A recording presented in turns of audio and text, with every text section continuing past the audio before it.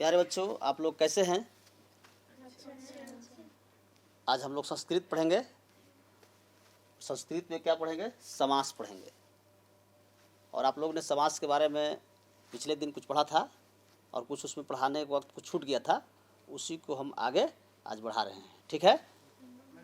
तो समास हम लोग पढ़े थे उस वक्त कि समास किसे कहते हैं, कि जब दो या दो से अधिक पद अपने विभक्तियों को छोड़कर जब एक हो जाता है तो उसे हम क्या कहते हैं? समास कहते हैं। जैसे गंगा का जल, इसमें विभक्ति क्या है? का। गंगा का जल, का लोप कर देंगे तो क्या हो जाएगा? गंगा जल। समझ गए?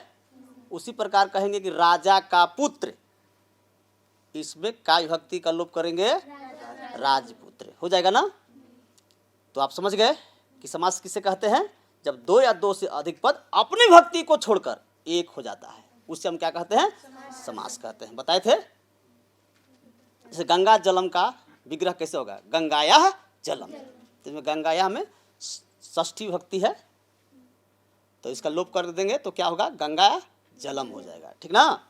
उसी पर से राजपुत्र का विग्रह करेंगे तो राज्ञः पुत्र हो जाएगा। समझ गए? तो अब हम आप लोग को हम बताए थे कि समास के 6 भेद होते हैं मुख्यतः। 6 भेद में आपका अव्ययीभाव समास, तत्पुरुष समास, कर्मधारय समास, बहुब्रीहि समास, द्वंद्व समास। कितने बताए? 5। एक होता है आपका, पहला क्या बताए? पहला बताया आपको अव्ययीभाव समास, दूसरा तत्पुरुष समास, तीसरा कर्मधारय, चौथा द्वंद्व, पांचवा बहुब्रीहि और छठा क्या छूट रहे? कर्मधारय बताए, द्विगु समास। छठा क्या है? द्विगु समास। इस प्रकार समास कितने भेद हैं? 6 भेद है। समझ गए? तो 6 भेद में मैंने अव्ययीभाव समास के बारे में बता दिया था, तत्पुरुष समास के बारे में बता दिया था। आज बताना है कर्मधारय समास। कर्मधारय समास किसे कहते हैं, इसके बारे में बताना है आपको। तो कर्मधारय समास किसे कहते हैं उस पर विचार करना हमको। जिस समास से विशेषण विशेष उपमा उपमेय का बोध होता है उसे क्या कहते हैं? कर्मधारय समास। जैसे हम उदाहरण दे रहे हैं विशेषण विशेष का उदाहरण। जैसे चपल बालक, चपल बालक, इसमें चपल का अर्थ क्या हुआ? चंचल बालक। इसमें चपल हो गया विशेषण, अब बालक हो गया विशेष। समझ गए ना? ये चंचल किसका विशेषता बता रहा है?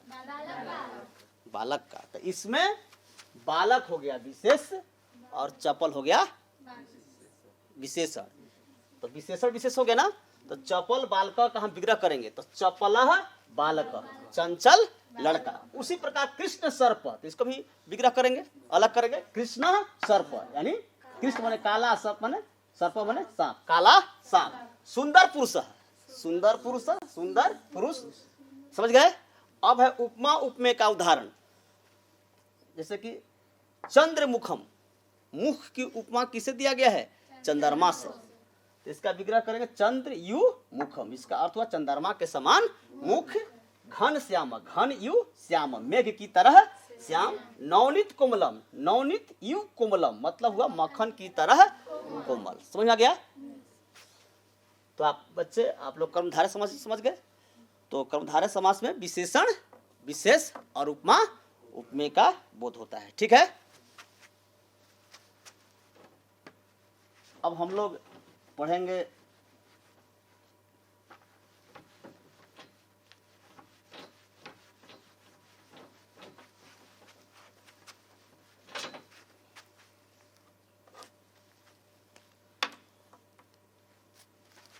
द्विगु समास।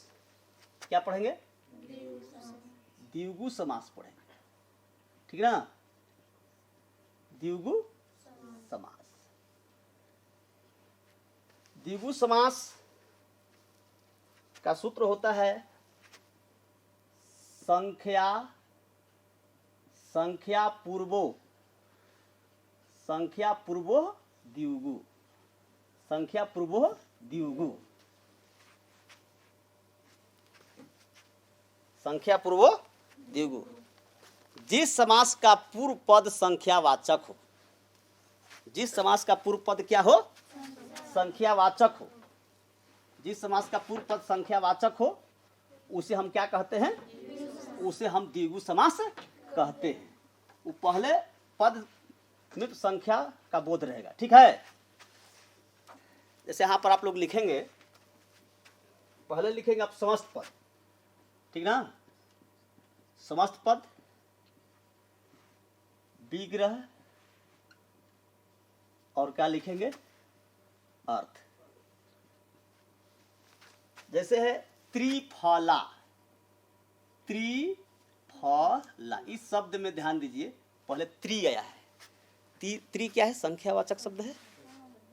त्रिफला मतलब 3 फलों का समूह। इसका विग्रह होगा त्रयाणाम फलानाम समाहार। इसका अर्थ हुआ 3 फलों का समूह। 3 फलों का समूह, समझ गए हैं? फिर उसी प्रकार रहेगा आपका पंचवटी। तो क्या हो जाएगा ये? पंचानाम वटानाम समाहार। इसका अर्थ क्या हो जाएगा? 5 वट वृक्षों का समूह। 5 वट वृक्षों का समूह, समझ गए। उसी प्रकार त्रिलोकी रहेगा तो तीनों लोकों का समूह। त्रयाणाम लोकानाम समाहार, तीनों लोकों का समूह, समझ गए। उसी प्रकार त्रिभुवनम रहेगा तो त्रयाणाम भुवनानाम समाहार, 3 भवनों का समूह। क्या आप समझ गए? कोई दिक्कत है? अब है बहुव्रीहि समास, ठीक ना। बहुव्रीहि समास। बहुव्रीहि समास क्या है? बहुव्रीहि समास क्या है?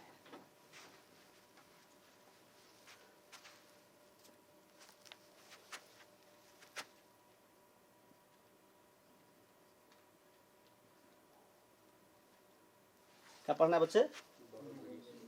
बहुव्रीहि समास। बहुव्रीहि समास। बहुव्रीहि समास, इसका अन्य पदार्थ प्रधानो बहुव्रीहि समास।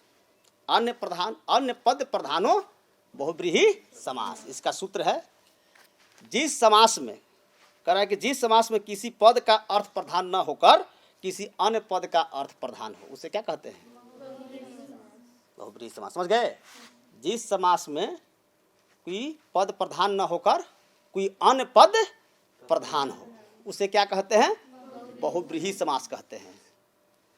जैसे लंबोदर, क्या हुआ? लंबोदर, तो इसका विग्रह होगा लंबम उदरम यस्य सह। इसका जिसका लंबा पेट है, अर्थात वह, भाई जिसका लंबा पेट है अर्थात वह भाई कौन है? तो गणेश जी हैं। लंबा पेट है अर्थात कौन है? गणेश जी हैं। तो गणेश जी कौन समास हो गए? बहुव्रीहि समास हो गए ना। न लंबा का अर्थ प्रधान है ना, ना पेट का अर्थ प्रधान है, तो दोनों मिला के भाई लंबा पेट आखिर में किसका? तो गणेश जी का। समझ गए? उसी प्रकार पीताम्बर, पीतम अम्रम यस्य सः। पीतम अम्रम यस्य, जिसका पीला वस्त्र है, अर्थात कौन? विष्णु जी। समझ गए?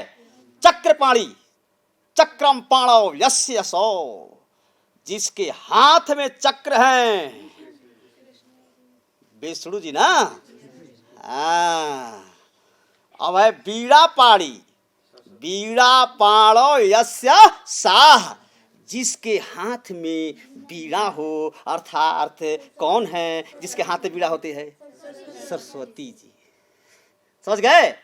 हाँ, श्वेताम्बरा, श्वेतम वस्त्रम यस्य सा, जो श्वेत वस्त्र धारण करती है, अर्थात कौन है?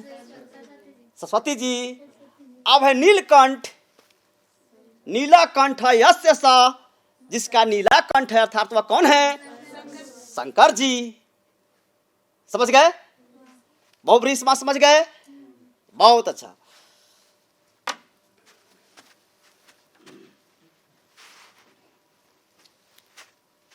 अब हम लोग बच्चे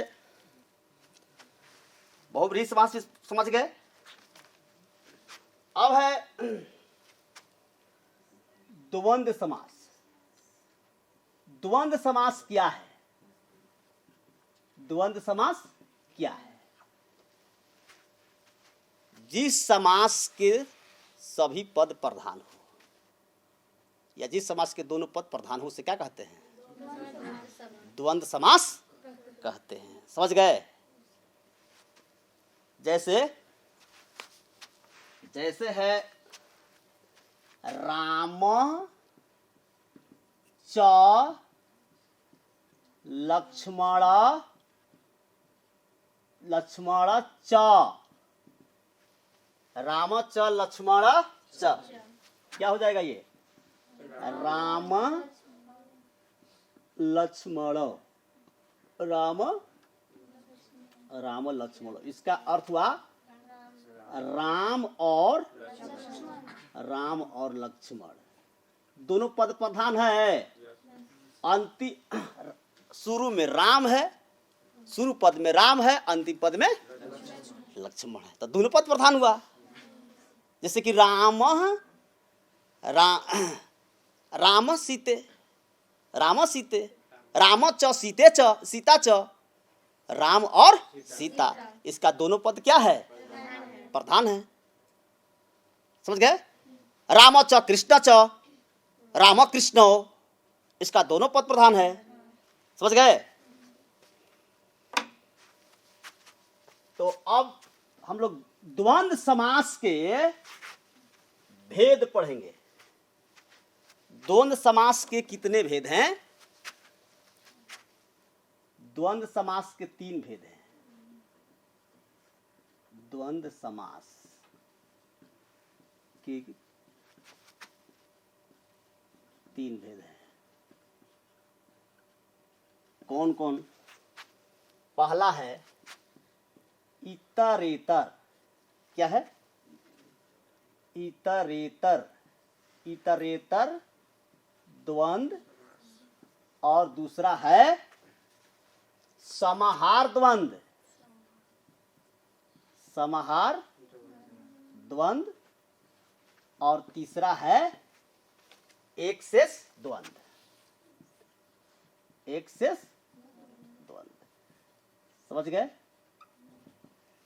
कितने समास है? द्वंद्व समास है 3 है। अब इतरेतर द्वंद्व समास के बारे में हम लोग बताएंगे, ध्यान देंगे। इतरेतर द्वंद्व समास, इतरेतर द्वंद्व में पदों के वचन के अनुसार ही वचन तथा अंतिम पद के लिंग के अनुसार ही समस्त पद का लिंग होता है। समझ गए? मैंने क्या बताया? इतरेतर द्वंद्व में पदों के वचन के ही अनुसार, वचन तथा अंतिम पद के लिंग के अनुसार ही समस्त पद का लिंग होता है। उसे हम क्या कहते हैं? इतरेतर द्वंद्व कहते हैं। जैसे उदाहरण में है, उदाहरण ले लीजिए। इसमें माता च, माता, माता च पिता च, क्या हो जाएगा? माता पिता ना, माता पितरौ, माता पितरौ मतलब, हाँ, माता पितरौ मतलब माता और पिता। उसी प्रकार कहेंगे रामच रामच लक्ष्मणच। क्या होगा? राम लक्ष्मण, राम और लक्ष्मण होगा। उसी प्रकार कहेंगे गुरुच गुरुच शिष्यच। क्या होगा? समस्त पद क्या होगा? गुरु शिष्य, पढ़े है ना? गुरु शिष्य। तो अंतिम पद के लिंग के अनुसार उसका लिंग होता है। अब ध्यान देंगे, अब हम लोग पढ़ेंगे समाहार द्वंद्व के बारे में। समाहार द्वंद्व क्या है? समाहार द्वंद्व के बारे में ध्यान देंगे। समाहार द्वंद्व में दो या दो से अधिक पदों का समूह होता है। समाहार द्वंद्व में क्या होता है? दो या दो से अधिक पदों का समूह होता है। उसे हम क्या कहते हैं? समाहार द्वंद्व। इसमें प्राणी, बाघ और सेना के अंग संबंधी शब्दों का सम्मिलित समूह होता है और इसका प्रयोग जो है अधिकांशतः नपुंसक लिंग में होता है। समझ गए ना? इसका प्रयोग नपुंसक लिंग होते हैं। लिंग कितने होते हैं संस्कृत में? कौन कौन? हाँ, स्त्रीलिंग, पुल्लिंग, नपुंसक लिंग। जैसे कहेंगे यहाँ पर, जैसे यहाँ पर लिख देंगे पहले हम समस्त पद। समस्त पद विग्रह और लिखेंगे यहाँ पर अर्थ।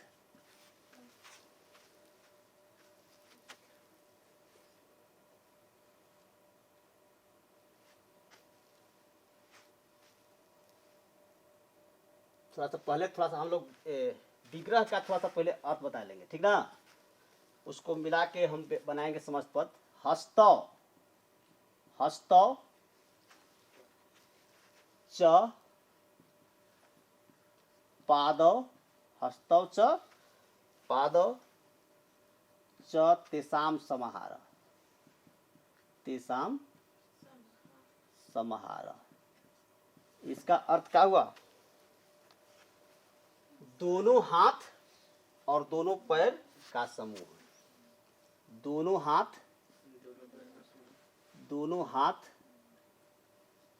और दोनों पैरों का समूह हो जाएगा ना? तो इसको हम संक्षिप्त में समस्त पद में लिखेंगे। हस्तौ च पादौ च तेषां समाहार। तो हस्त और पादौ को जो है संक्षिप्त रूप करके उसको समस्त पद में लिख देंगे। तो इसका समस्त पद हो जाएगा हस्त पादम, हस्त पादम। इसका अर्थ हुआ दोनों हाथ और दोनों पैर। और ये बताए हम कि हाथ और पैर जो है ये नपुंसक लिंग में आता है। ये जो समास है किसके लिए आता है? नपुंसक लिंग में आता है। उसी प्रकार आप काशी च प्रयाग च तयो समाहार, काशी च प्रयाग च तयो समाहार, काशी और प्रयाग का समूह। इसका हाँ, इसका हम समस्त पद लिखेंगे काशी प्रयाग। हो जाएगा काशी प्रयाग। बहुत से उदाहरण हैं, बस हम लोग संक्षिप्त इसका बस समझते चलेंगे बस। अब आगे है एक शेष द्वंद्व। तीसरा क्या है? एक शेष द्वंद्व। एक शेष द्वंद्व क्या है, इस पर हम ध्यान देंगे। जिस द्वंद्व समास में दो या दो से अधिक पदों में एक शेष रह जाए तथा अन्य पदों का लोप हो जाए उसे हम क्या कहते हैं? एक शेष द्वंद्व कहते हैं। एक शेष द्वंद्व समझ में आ गया? जिस द्वंद्व समास में दो या दो से अधिक पदों में एक शेष रह जाए और अन्य पदों का लोप हो जाए उसे हम क्या कहते हैं? एक शेष द्वंद्व कहते हैं। जैसे बालक, बालक, बालक च, बालक च। परिभाषा मैंने क्या बताया कि जिस द्वंद समास में अधिक पदों में एक शेष पद बच जाए और बाकी पद लोप हो जाए। ये बालक च बालक कितने बार आया है? 2 बार आया है। तो बालक बालक मत 2 बार, 2 लड़का आएगा। तो बालक बालक रूप पढ़े ना, बालक बालक बालका पढ़े ना। तो यहाँ 2 बालक है तो क्या होगा? बालको। तो देखिए दोनों पदों में एक पद हो गया शेष और बाकी पद लोप हो गया कि नहीं हो गया? उसी प्रकार कहेंगे देव, देवा च देव, च देव च, इसको 3 बार लिख देंगे तो क्या हो जाएगा? तो देव का आप 3 बार बहुवचन रूप पढ़िए। प्रथमा देवा देवा देवा देवा देवा, पढ़े रूप याद है? देव का शब्द रूप याद है? प्रथमा 3 वचनों में देवा देवा देवा। तो यहाँ पर क्या लिखेंगे हम? देवा लिखेंगे। 3 बार आया है ना, इसलिए ये बहुवचन हो गया। समझ गए? हाँ, ये हो जाएगा देवा। कोई दिक्कत है? बोलिए। उसी प्रकार कहेंगे कि लता च, लता च, लता च, लता च, लता च, लता च, क्या होगा? हाँ, लता लते ताम पढ़े आप लोग, तो लते हो जाएगा। कोई दिक्कत नहीं है? समझ में आ गया? अब है इसके अलावा 6 आपको 6 समास बोले थे मैं। 6 समास मैंने बताया था। क्या क्या बताया था?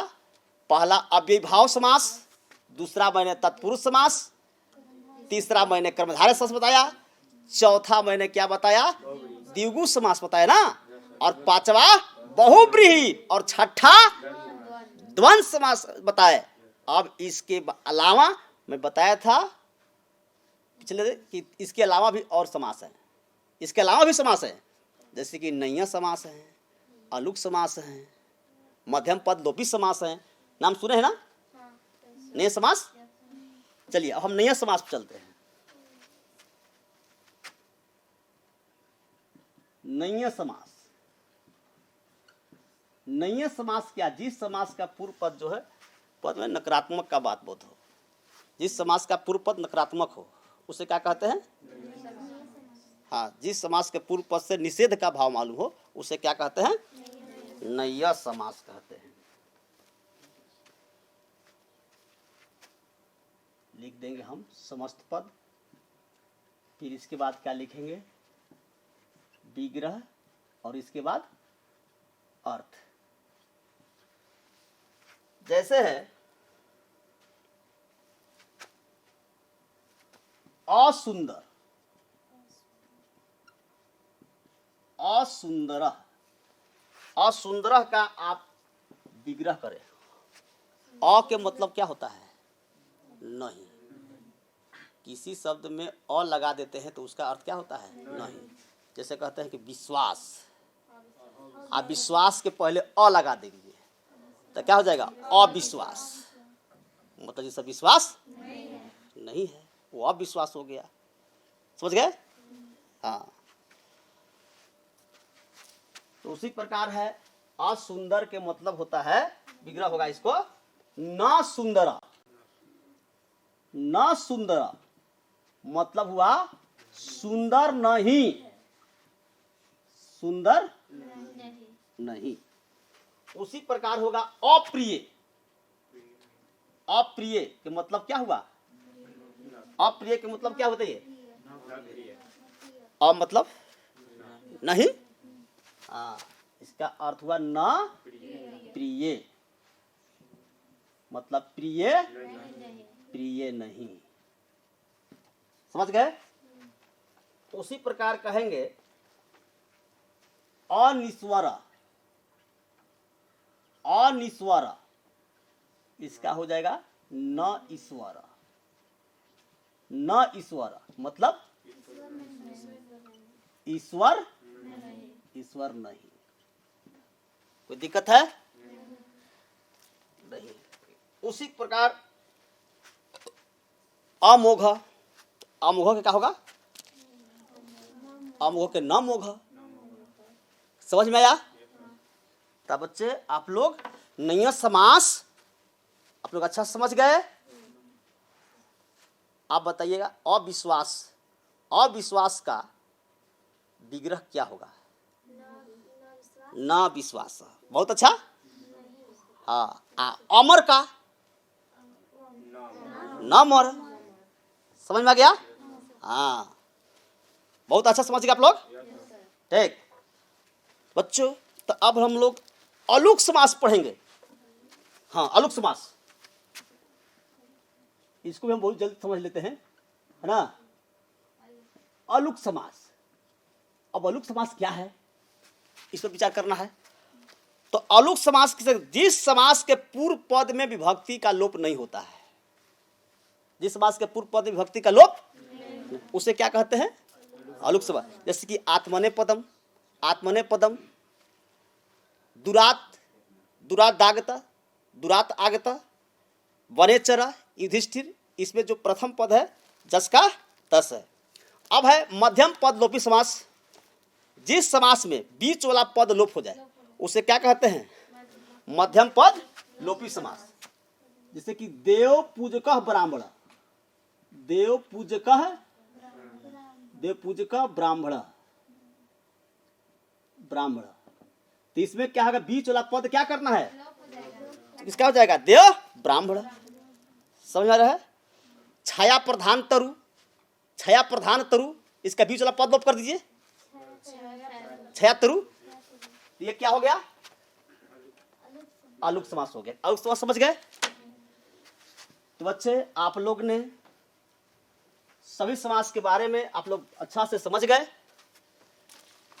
समझ गए? और आप लोग इसको पुनः एक बार रिवाइज कीजिएगा। ठीक है बच्चों, फिर हम लोग अगले दिन मिलेंगे। Thank you.